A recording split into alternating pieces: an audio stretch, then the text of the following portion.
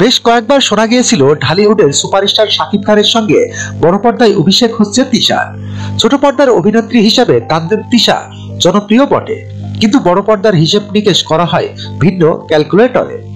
যেখানকার অভিষেকে তারকা অভিনেতা কিংবা দুর্দান্ত গল্প ছাড়া ঝলসে ওঠা কঠিন। অন্তত একজন চৌখুশ নির্মাতা ছাড়া ক্যারিয়ারের নৌকাডুবির সম্ভাবনা থাকে। কি ঘটতে যাচ্ছে তিশার ক্ষেত্রে? জানা গেছে নতুন বছরের ঢালিউডের অভিষেক হতে যাচ্ছে অভিনেত্রী তানজিন তিশার।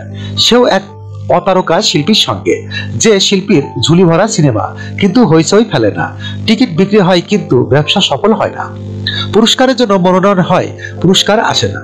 অভিনেতার নাম শরীফুল রাজ। তার সঙ্গে জুটি বেঁধে ঢালিউডে পা রাখছেন ছোট পর্দার তারকা তানজিন তিশা। কদিন আগে ওটিটিতে অভিষেক হয়েছে তিশার। কয়েকটি কাজ করে সেরকম আলোচনায় আসতে পারেননি তিনি, যেমনটি পেরেছিলেন টিভি নাটকে।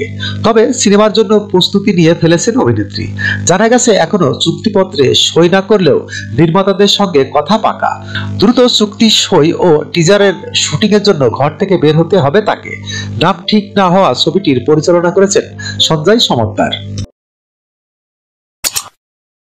যখনকার খবর তখনই দেখতে চোখ রাখুন সুন 24 টিভিতে। চ্যানেলটি সাবস্ক্রাইব করুন।